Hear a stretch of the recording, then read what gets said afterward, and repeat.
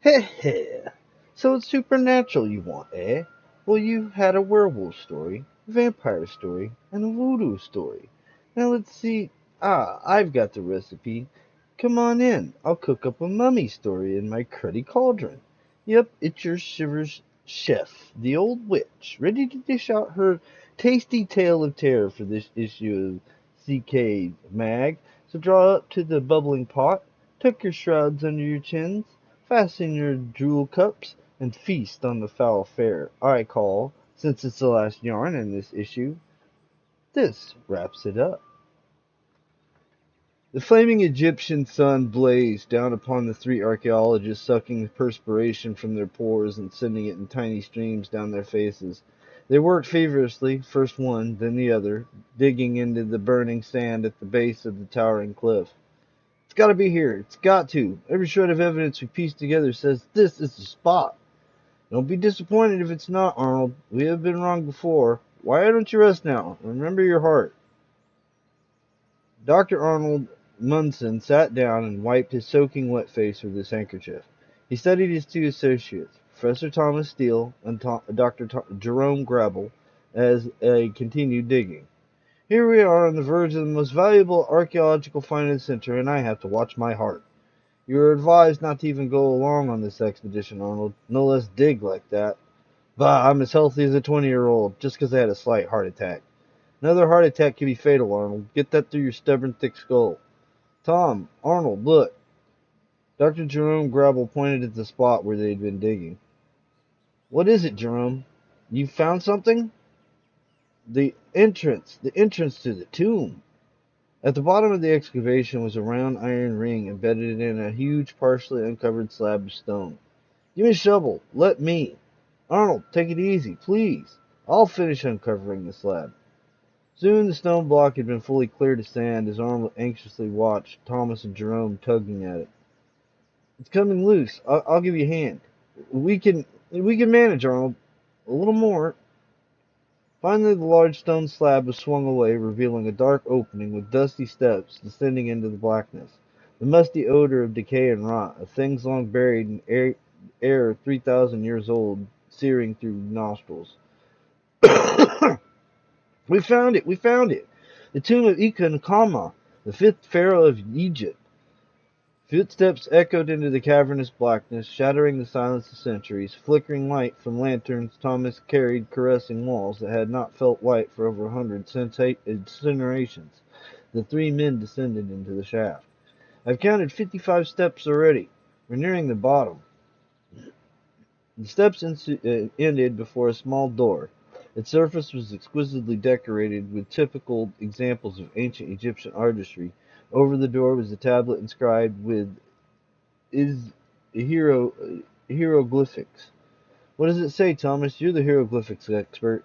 It says, beyond this door lies exalted Iku Makama, fifth pharaoh of all Egypt. Let this be a warning to all who trespass. Death will come to those who enter his tomb. Ikamakama will rise to avenge the disturbance of his sanctity. Jerome's laughter was thin and tinged with nervousness. It rippled through the silence and echoed up the stairs to the shaft. Typical of the warnings placed at the entrances to other pharaohs' tombs. They were supposed to scare off wandering bands of thieves and might have broken into the tombs and stolen the treasures buried by the pharaohs. Arnold tried to push the door open. It's sealed. We'll have to smash it. Lend a hand here, Jerome. Step away, Arnold. Flinging their full weight against the sealed tomb entrance door, Dr. Grabble and Professor Steele finally managed to break it down. Look on the floor! Skeletons!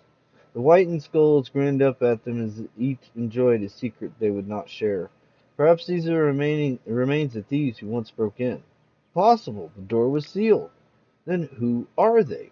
Workmen, perhaps? Servants who interned Ikumakama and then were murdered so that the secret of the tomb's location would be kept? Thomas darted forward. Jules! Arnold! Jerome! Come see! Good Lord! A fortune in precious stones!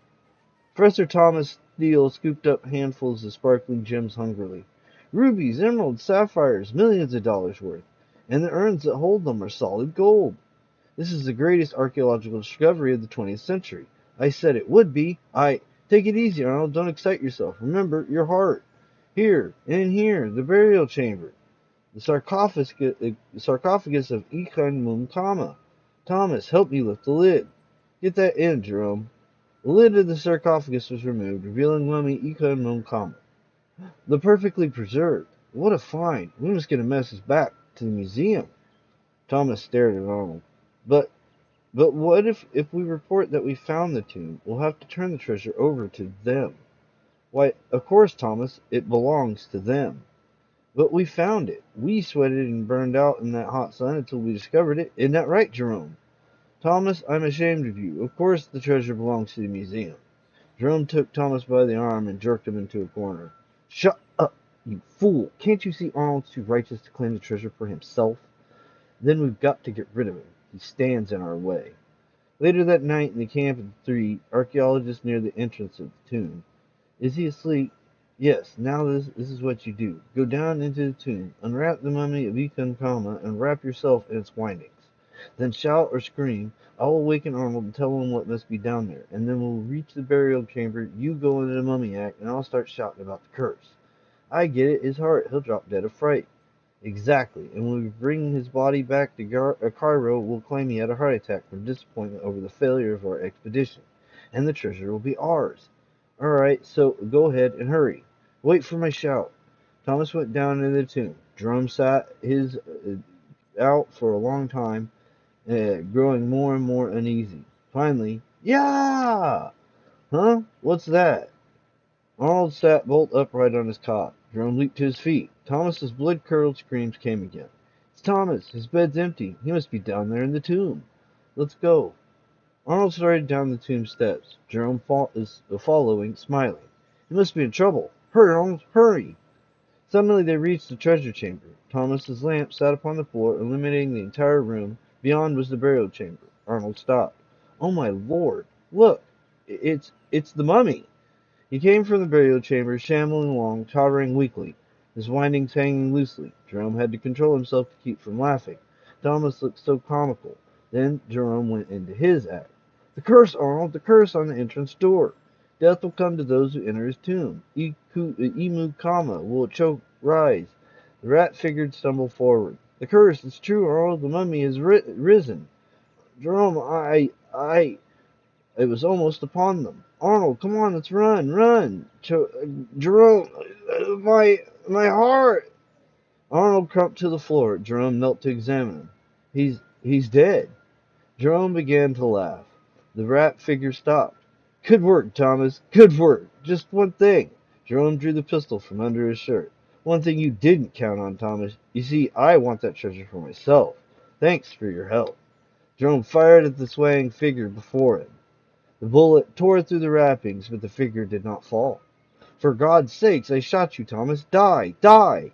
Jerome backed off, emptying his gun into the winding encased figure.